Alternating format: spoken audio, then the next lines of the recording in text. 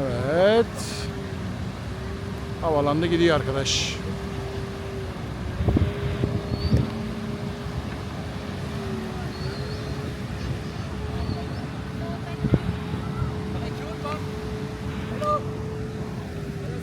Thank you, thank you. Bana diyor ki paraşüte binmek ister misin diyor. Soruyor.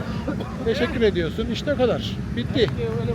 İlla gel paraşüte bin. Sana 100 lirada indirim yaparız falan demiyor yani. Aslında insan binmek istiyor tabi de. Bu kadar elimde malzemeyle. Efendim. Bir de benim yükseklik korkum da var. Hiç cesaret edeceğimi zannetmiyorum. Gönül neler neler istiyor da maalesef her istediğine de cesaret edilemiyor. Tayland'ın en turistik bölgesi Phuket'tir. Biz de şu anda Phuket'in Phatok bölgesindeyiz. Buraya daha çok ailesiyle geliyor insanlar.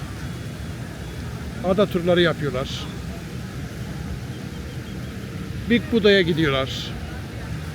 Şehri geziyorlar. Old Town'a gidiyorlar.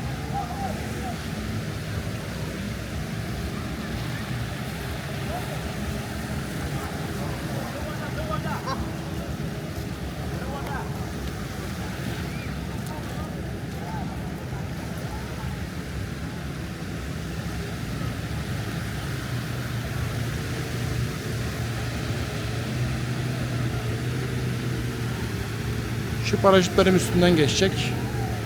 Bizim için çekeyim.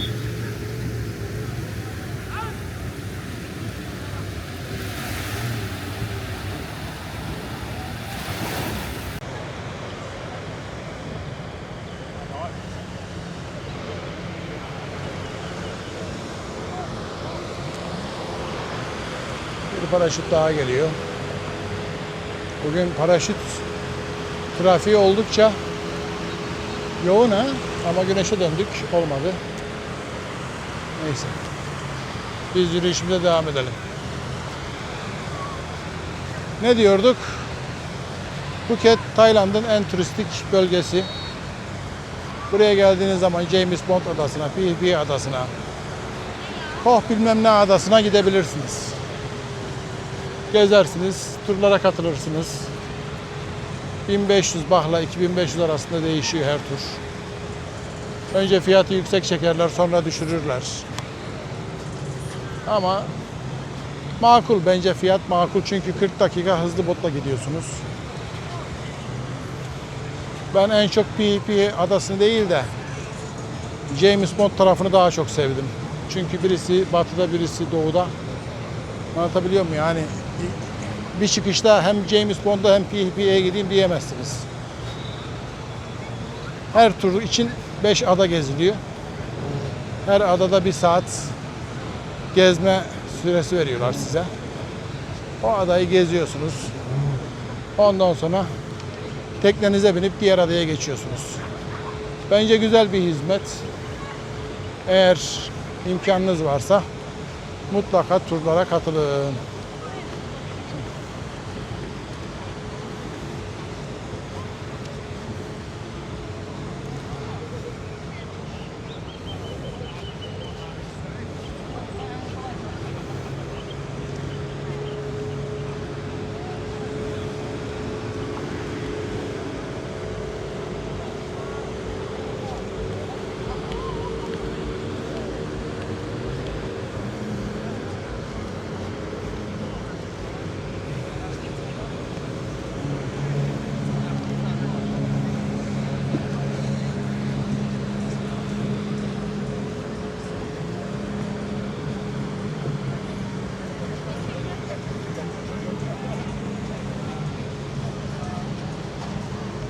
Geçen gün geldiğimde bu kadar paraşüt yoktu. Bugün çok fazla paraşüt var. Şunlardan bahsediyorum. Şu anda havada ben 4 tane paraşüt görüyorum mesela. Üçünü zaten size göstermeye çalışıyorum. Biri de arkada.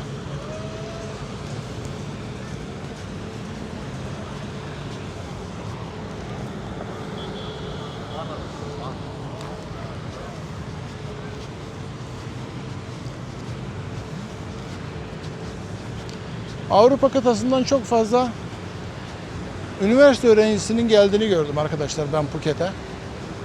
Üniversiteyi yeni bitirmiş, üniversite son sınıfta olan çok sayıda turist gördüm.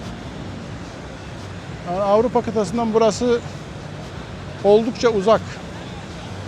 Ama gezmek isteyenler geziyor işte. Tabii onların avantajı da var. Onların parasını devlet ödüyor.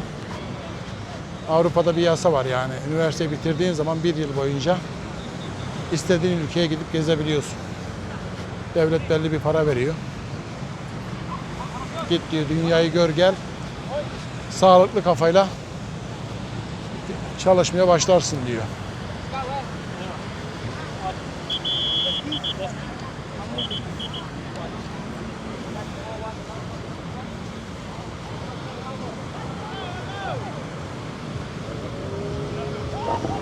Evet.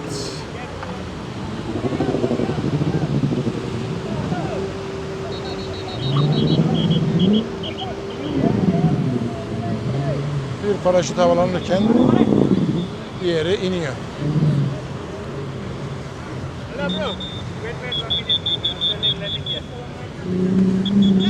Bana dedi ki oraya girme dedi. O paraşüt inecek dedi. Dikkatli ol oraya gelme dedi. Yani bu bölgeye girme dedi. O da indi zaten.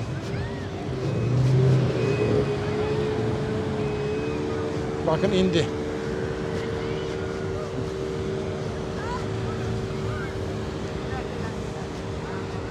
Ne kadar güzel olaylar bunlar biliyor musunuz? Yani buraya gelip de böyle eğlenebilmek, zamanın tadını çıkarabilmek kadar güzel bir şey var mı arkadaşlar ya? Onun için dünyanın her yerinden turist çekiyorlar.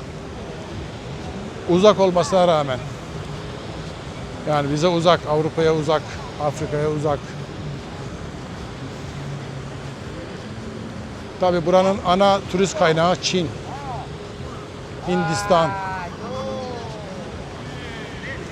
O bölgelerden çok geliyorlar buraya. Çünkü yakın. Bize uzak.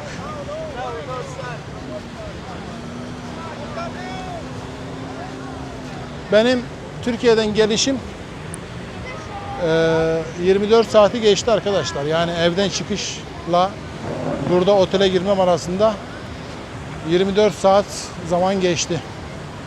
Siz sadece havada geçirdiğiniz zamanı hesaplamayın. İşte İstanbul'da havaalanına gideceksiniz. En az 3 saat önce evden çıkacaksınız. Orada uçağı bekleyeceksiniz. Aktarma yerinde 2 saat, 3 saat neyse bir zaman geçecek. Ben Abu Dhabi'den aktarmalı geldim. 1,5 saatti mesela. Ama benim arkadaşlarım Katar Hava Yolları ile Doha'da aktarma yaptılar. Onların aktarma saati 7 saatti. Anlatabiliyor muyum? Yani gelme kolay değil. Sadece havada geçen süreyi hesaplamayın. Toplam süreyi hesaplayın her zaman için.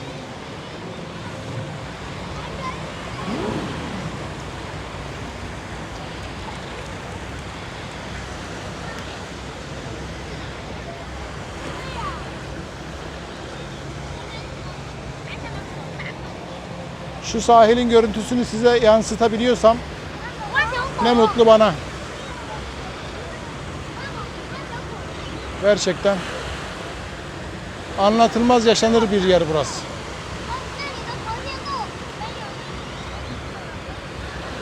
Anlatılmaz yaşanır arkadaşlar.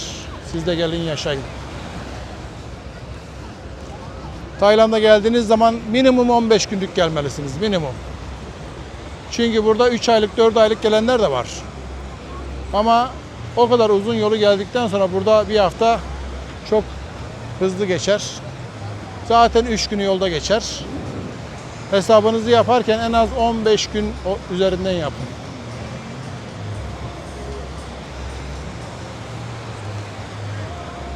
Tur şirketleri mesela ben görüyorum 7 günlük Tayland seyahati diyor. Efendim 2 gün Bangkok, 2 gün Pattaya, 2 gün Phuket diyor da abi biz ne zaman gezeceğiz yani? Ömrümüz yollarda geçer o zaman ya. Çünkü çok yorgun geleceksiniz. Geldiğiniz gün ölü gündür. Bir yeri gezemezsiniz. Kendinize gelmeniz için en az bir gün dinlenmeniz gerekiyor. Kolay değil yani 24 saatlik yoldan gelmek. Dediğim gibi havadaki uçuş süresini hesaplamayın. Evden çıktığınız zaman saate bakın. Anlatabiliyor muyum yani? Ve planınız, projeniz olsun. Nereye gideceksiniz? Gittiğinizde nereyi gezeceksiniz? Bunlar hep önceden çalışın. Öğrenin. Bu size büyük kolaylık sağlar. İmkanınız varsa bir aylık gelin. Çünkü bir ayda rahat rahat gezersiniz. Koştur koştur yapmazsınız.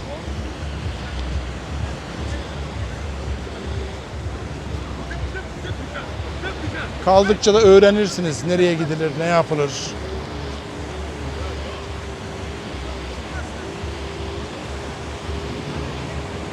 Şu hanımefendi denizde ne çekiyor acaba? Çok merak ediyorum ya. Dalgayı mı çekiyor ki? Gökyüzünde yine bir paraşüt. Jet skiler, insanlar, fotoğraf çekenler. Yani hangi birini yansıtayım ki size? O ya, şuna 3 kişi mi binmiş? Ha, biri görevli, 2 kişi binmiştir. Paraşüte bindiğiniz zaman bir tanesi görevli oluyor zaten.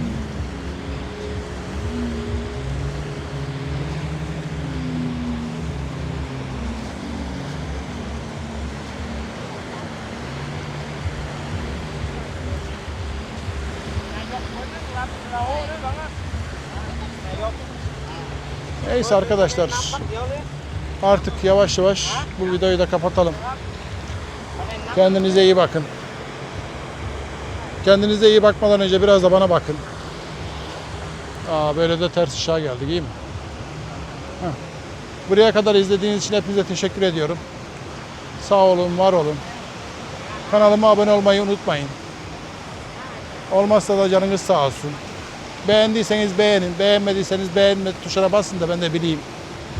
Yani ne çekmişim, beğeniliyor mu, izleniyor mu? Peki, hepinize teşekkür ediyorum.